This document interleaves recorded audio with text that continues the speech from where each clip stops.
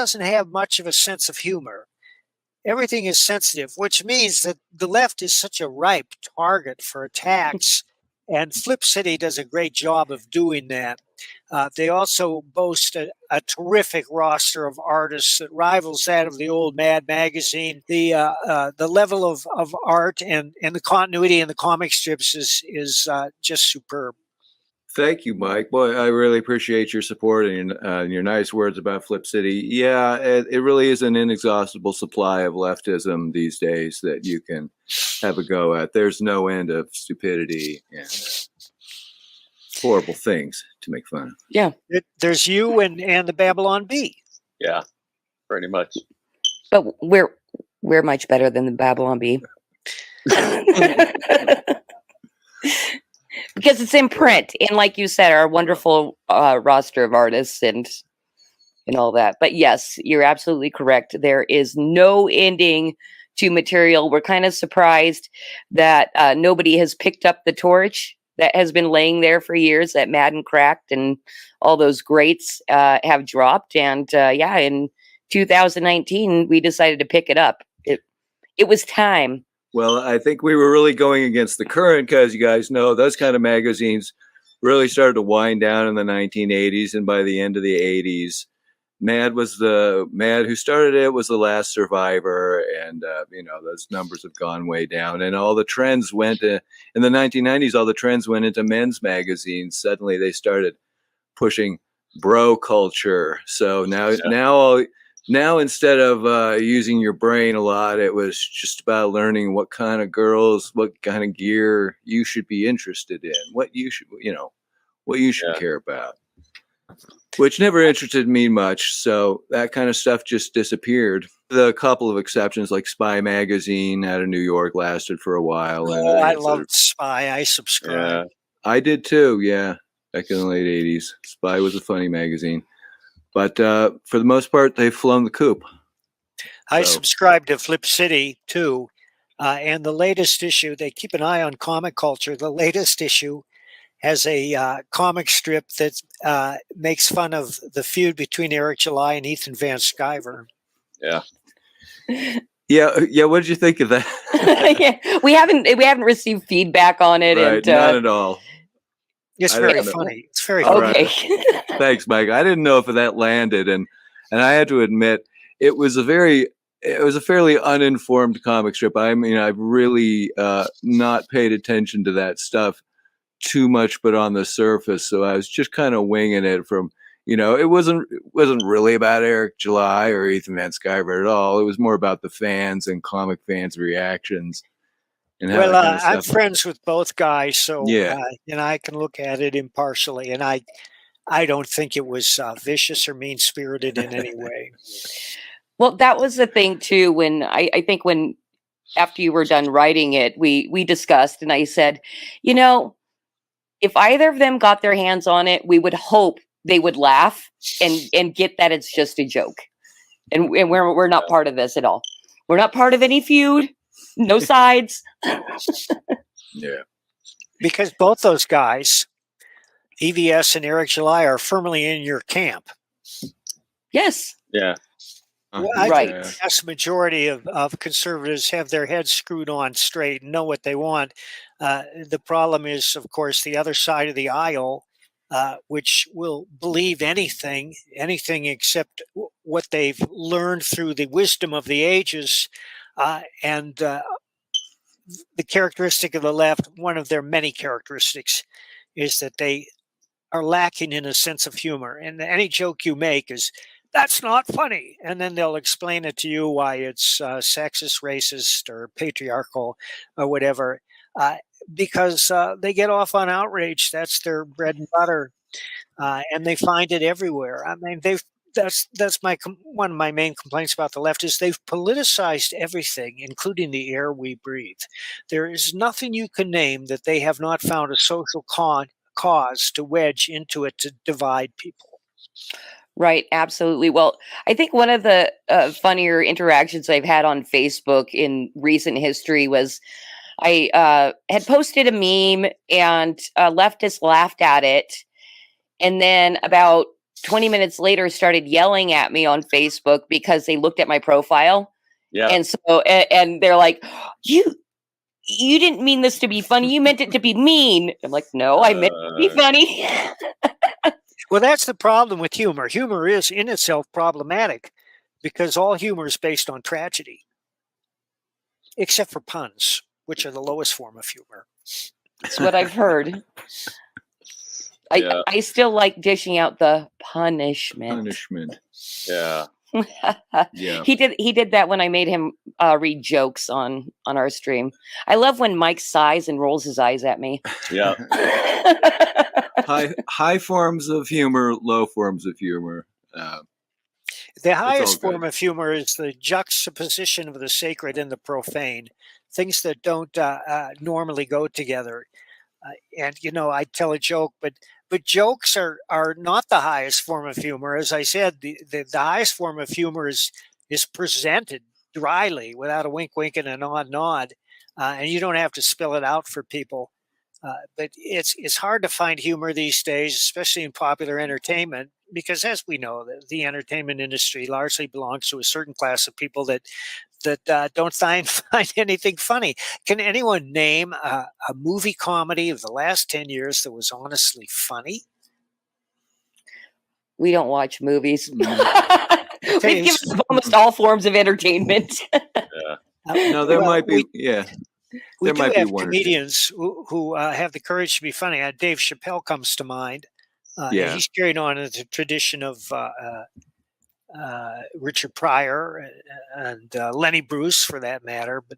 But when you watch Chappelle, he's always in good humor. He's not an angry comedian like so many are, and that's one of the things that makes him so successful, is because we can laugh along with him, because he's always got that good-natured grin on his face, and he says, "You know what I mean? Yeah, we know what you mean." Yeah, that's saying. Yeah, that's what's and that's really shown up a lot. And I know a lot of people have talked about this, but like with the late night talk shows and stuff, it's like they have haven't funny for a long time because they have no sense of humor. I mean, the idea of the humor is, how about those Republicans? Aren't they all fascists and they should go to the camps? Ha ha ha! That's the level of their humor. Our ragtag band of zombie apocalypse survivors find themselves on a sprawling studio lot near Sonoya, Georgia. I scouted ahead. There's an advance of zombies on the perimeter. There must be 1,000 of them. Scarl, help me secure the barriers. I head that way and create diversion. Everybody calm down. I'm sure they saw the flyers I posted and came to join our anti-racism rally. When did we agree to a rally? What are you talking about? I planned it all out. Look, I made these signs out of aluminum siding from our shelter and our last bit of firewood. Hey there, we just want to make sure you have equal access to voting. I have a stack of mail-in ballots right here if you need them. Rick, I ain't comfortable with this. Go back to hell, zombie scum. Hey Daryl, how about we stop with the demonization? These aren't bad people, they're just dead and they need jobs. Maybe try something called compassion for once. If you're going to insist on being xenophobic and blaming immigrants for all your problems, then you're forcing me to stand against you. This here is our opportunity to extend a hand to our former humans. Ow. Grab the big guns. They're coming fast. Hold on there. Those rifles are for hunting small game and birds. But, Dad! These are weapons of war. Nobody needs a gun that will shoot 30 bullets in 30 seconds. You think you're going to take on the government or something? You'd need more than that, like F-15s and stuff. The government could just nuke you if they wanted to. Now put your guns in the fire and we'll melt them down in a symbolic gesture. You're crazy. You need serious help, man. And maybe you need to take a look at yourself and ask why you need to make up for your microphallus by walking around with a bunch of guns like a big shot. Come on, everybody, reject Daryl's calls for violence and form a human chain of resistance. No justice, no peace. We shall overcome. We shall overcome. We shall overcome. If I live through this, I'll eat you myself. And obviously, it's really hard if you just write stuff, or if you just you know, or do a social media post, it's hard for people to necessarily take it right. It always seems like they take it too far, or they don't understand, or whatever. It's very hard to land in like only text. Do you guys find it a little bit easier to use visuals for the humor? Well, yeah, because I mean, you know, the pictures can communicate the mood. Well, that's Yeah. true. They could say everything. I mean, it's like Dave Chappelle. If you were just transcribed some of his stuff, and then you showed a picture of an angry shouting man, yeah, you'd say, well, yeah, I mean, I can put the two together. But when you see him doing it with such good humor, he's kind of giving you a green light to laugh. yeah, Right. Yeah. Well, it is funny because you had mentioned social media and trying to be funny on social media. We're terrible at social media.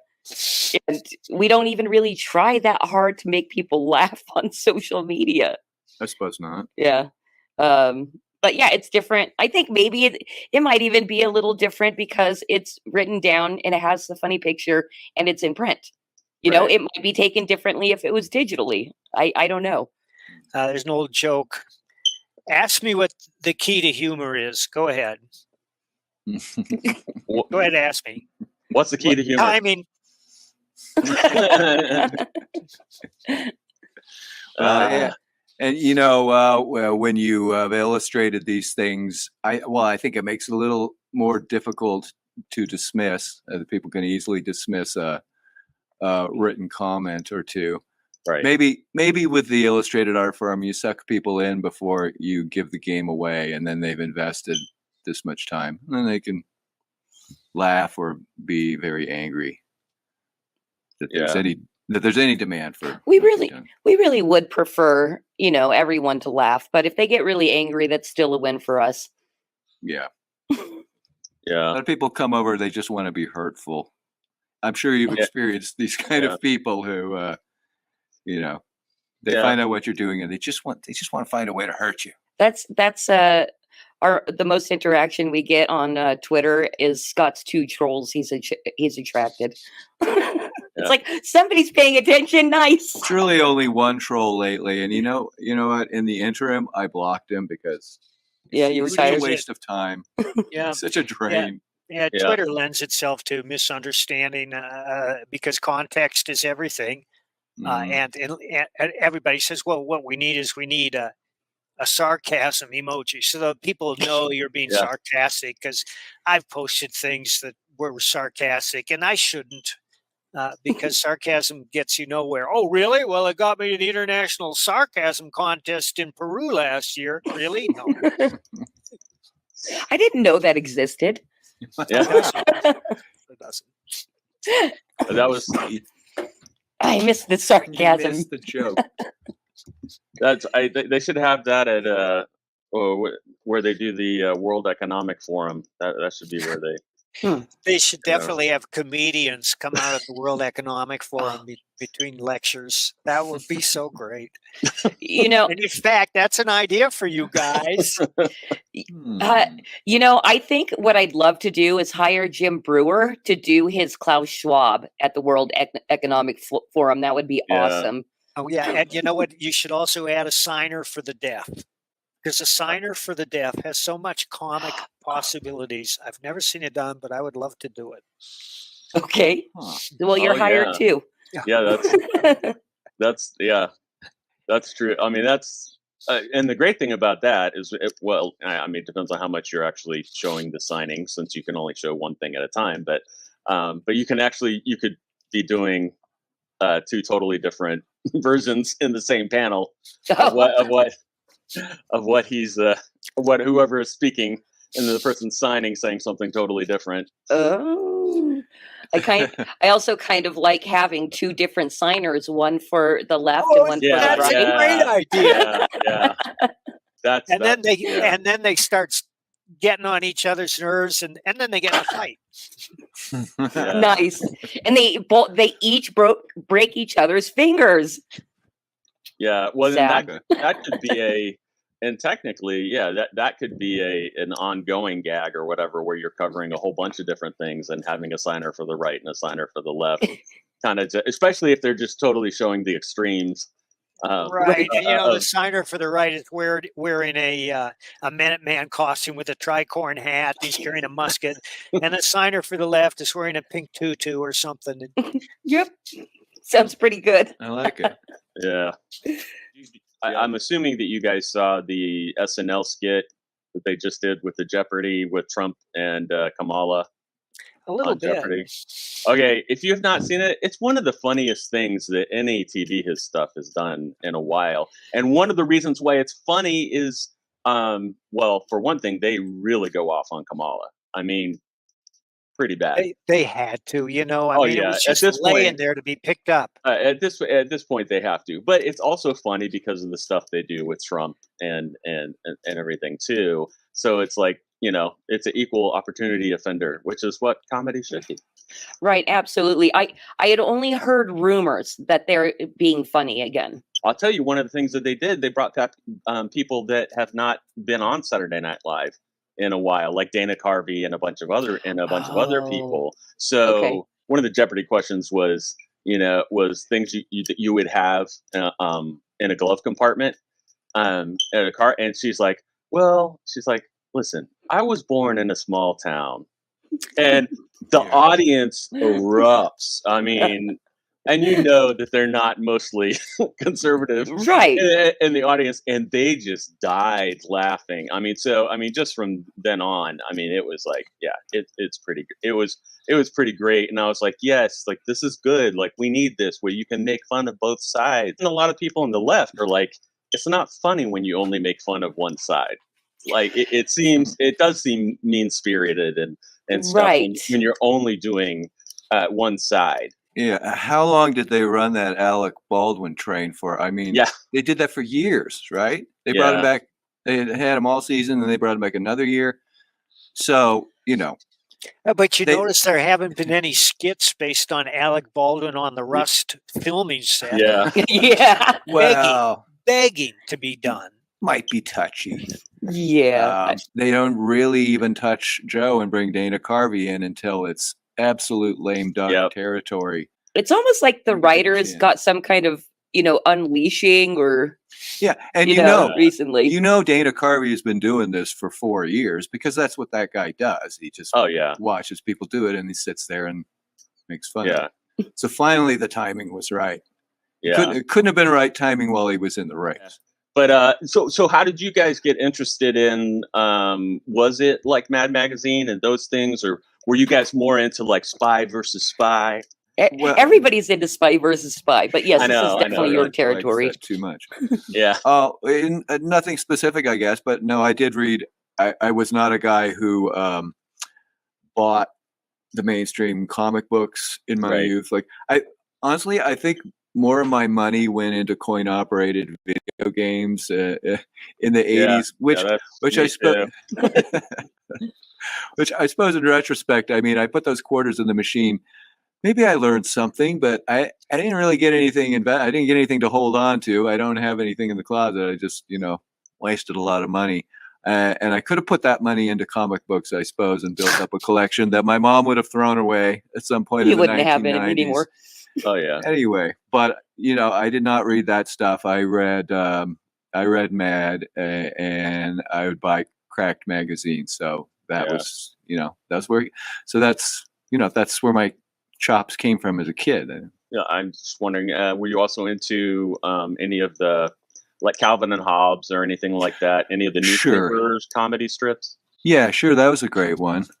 What was out at that point? Well, back in the 80s, I liked Bloom County. That was a good one for its time, I think maybe that style has aged a little bit, but... were there certain comedians or anything like that you were into? Or movies like at that time that you thought were really funny? Or no, I don't suppose so. I don't really remember too much. Hitman on Netflix is pretty funny. Yeah. What's that? It's the most recent, honestly funny comedy I can think of. I think one of the most recent entertainment things that we've really been impressed by that is hilarious is The Great on Hulu. Because it's a satirical retelling of Catherine the Great's rise, and awesome writing, awesome everything, really. The actors are fantastic, and sets and costumes and writing. The Great on Hulu. I recommend everybody go watch that. Hi, it's your friend Elmo here. And Elmo just want to say, Elmo loved all his friends on Sesame Street. Did you get the jab? Nope. Did you get the jab? Nah. Stay the hell away from me! Everybody stay away! Stay away! Mask up! Mask up! 6 feet, please! 6 feet right now! Uh-oh! Almost sick anyway. This is all your fault!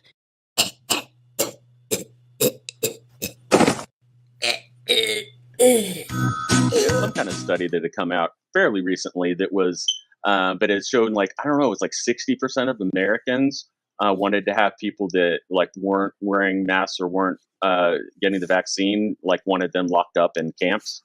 Yes. Yeah, I mean, it's like, are you serious? Yeah. Oh, yeah. I remember all the hate directed at our kind. Yeah. You know, the people that weren't going to vax, weren't going to mask, weren't going to, play their restrictions game. And I mean, gosh, I was just reminded of comedians that wanted us dead, and reminded Scott of a piece that he did in one of our earlier issues, highlighting all the comedians that wanted us dead. And because I had seen David Cross on Jim Brewer's podcast, and Jim Brewer talked crap about David Cross talked crap about Jim Brewer, and basically was like, I can't wait for these people to die that didn't. I know. And then the audience is like, ha ha ha ha, yeah. And I'm like, oh, that is creepy. Like we get really mad and irritated at, people we don't agree with, but I've never wished death on anybody. Yeah. Or would think That's that's an funny. overwhelmingly leftist characteristic. Yes. Yeah. And let's be clear about this, that what they call the far right is really the far left. I mean, they keep trying to paint Hitler as far right, whatever that means. But far right, the epitome of far right is what the founding fathers framed in the Constitution and the Bill of Rights, which is the primacy of the individual, the God-given right to speak whatever you want and to protect yourself.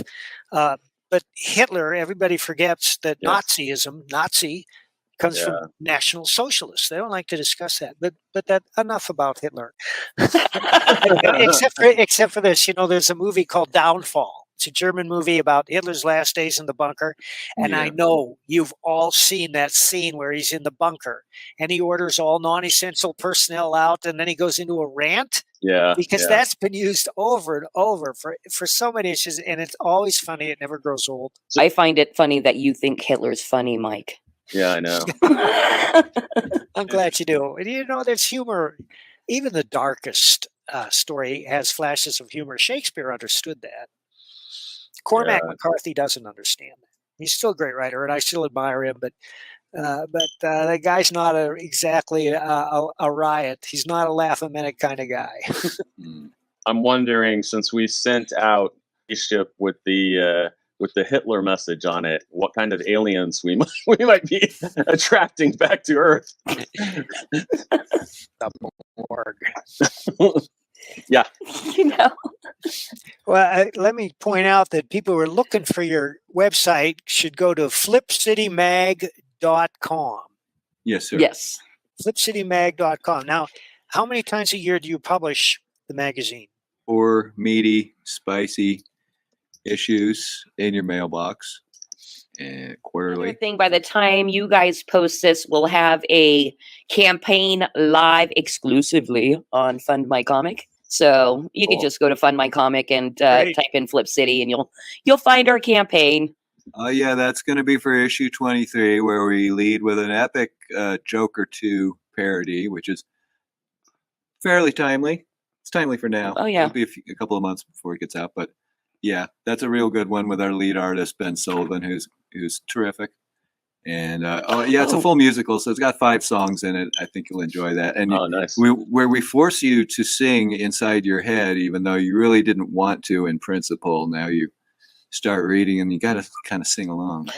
One other thing too, because Mike, you had asked about our publishing schedule. Something that we're super excited about, and it's coming up, is we got accepted into Diamond. So our volume 23 is going to be in the Diamond catalog. Yeah, we were kind of surprised, but they accepted us, and yeah. So if you're a comics retailer, look for that in November's Diamond Comics offering in the magazine section into your store. Do you guys ever watch Comic Skate Kings on Ethan Van Sciver's channel?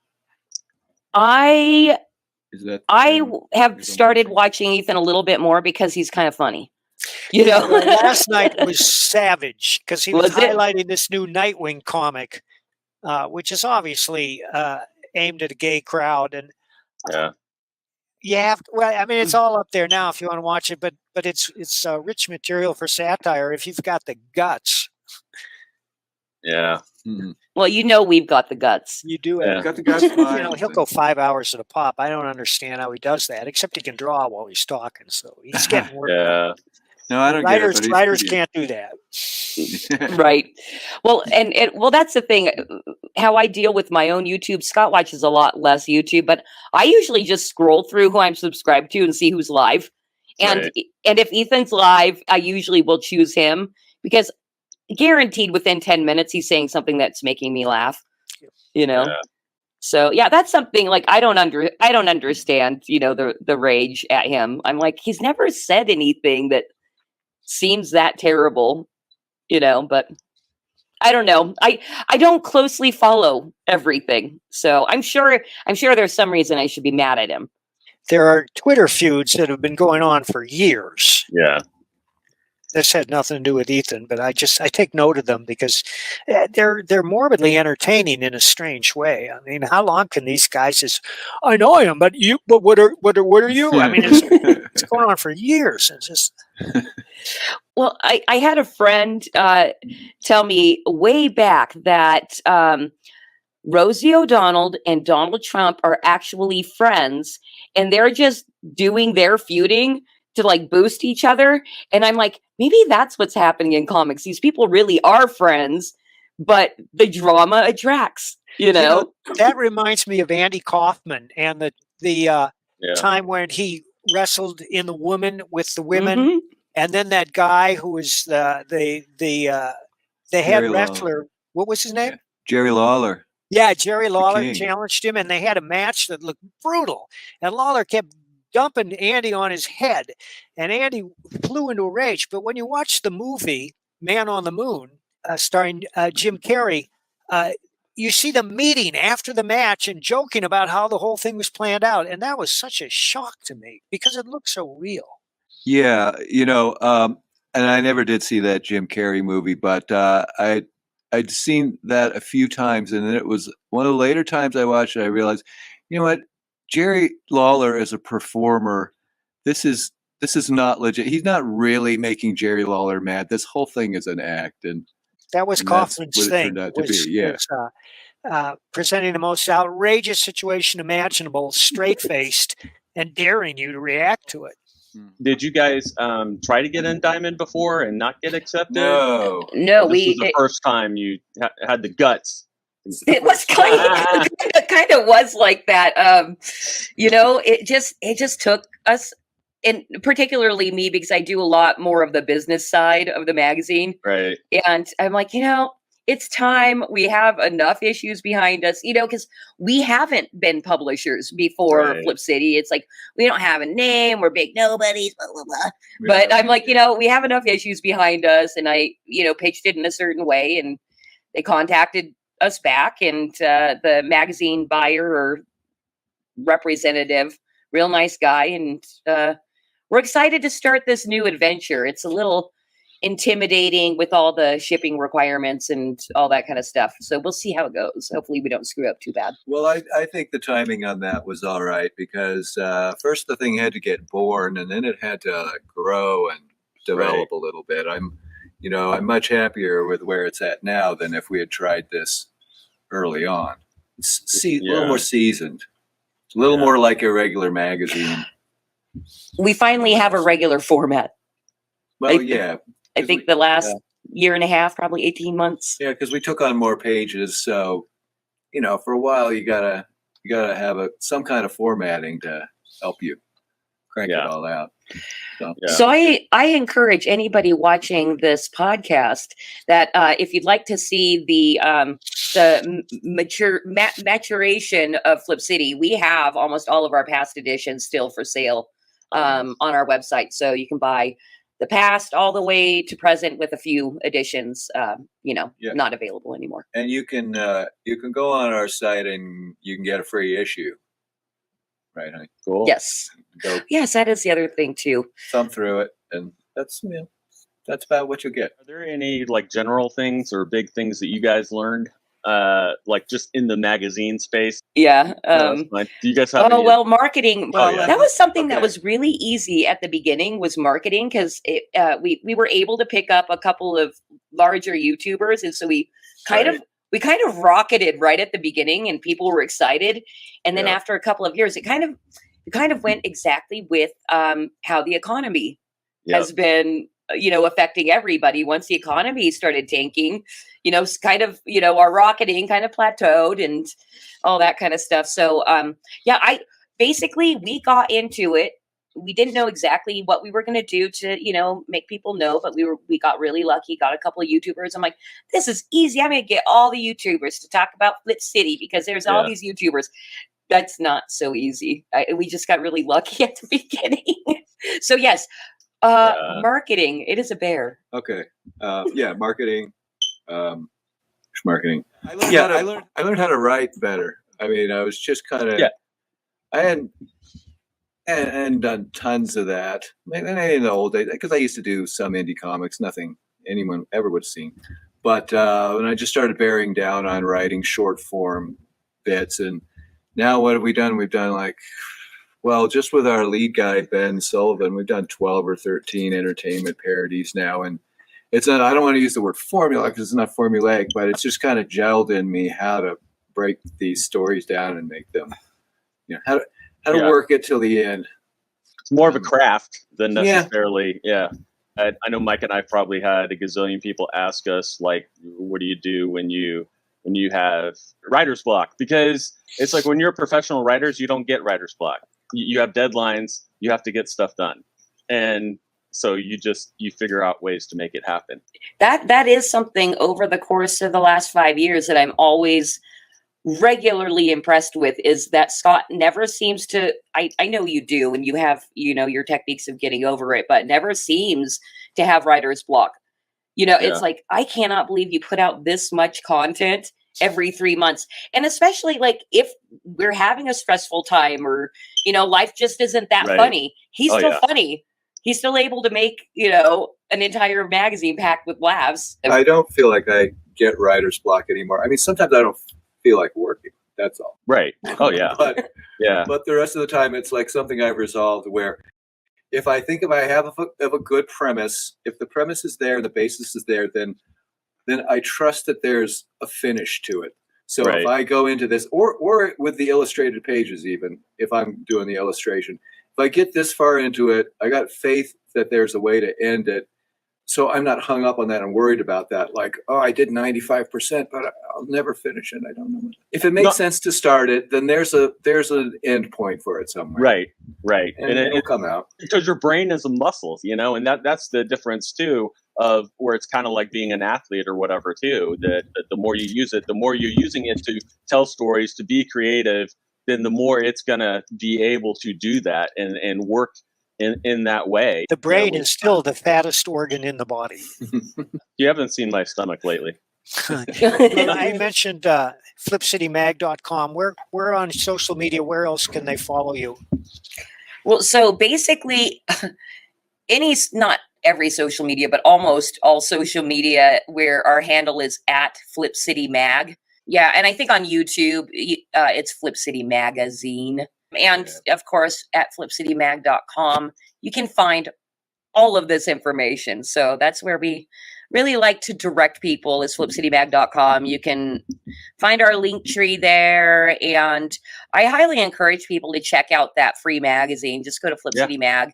And I've made all these cool animated buttons and stuff like that, so you don't miss where you can get the free magazine. Because we like proving that the magazine is as funny as Mike says, because he's our biggest fan. And he's only 4 feet tall, so. Joking. 4.5 feet. I don't. You're starting to look like me. Yeah, he's shrinking down. I love it. Mike's always a good sport when I tease him. If you like watching live broadcasts, I do one once a week on Thursday nights called Creative Chaos, and I bring on a different independent creator to talk about their stuff for about the first 30 minutes, and then it goes right back to me, and we talk about me for 30 minutes, and then we're done. Yeah, that's the flagship show, which I think is changing over time. And it is changing over time. So basically, one of my segments is called Conspiracy Corner, and apparently that's what the audience likes the best. And I've developed even a cool spinning wheel with a ton of conspiracies that we get to talk about, and it does not matter if you're a conspiracy theorist or not, because you literally can talk out your ass, because it's just for entertainment's sake, So that's what, as far as online entertainment goes, that is our free magazine, and then our weekly show, Creative Chaos. Wait, and is that on YouTube, or where do people watch that? That's on YouTube, Pilled, and Rumble, and eventually we'll get it back going on Twitter once we get that fancy blue check mark back. Yeah, the fancy blue check mark. So there's room on the credit card to pay for the fancy blue check mark. Yeah, we'll have the blue check mark back. Well, thank you guys for being on. Definitely encourage people to check out their stuff, your stuff. Especially, nowadays, hey, everybody likes free stuff. When it costs free, $30 to go to McDonald's, it's it's nice to get free stuff. See, that's the thing. I often do think about, what people can buy these days for the cost of the subscription. It's like, okay, you can get 2 meals at McDonald's or a Flip City subscription. Yeah, well, I'll let you guys go. I don't care what Mike does, but you guys need to stay on. Let my people go.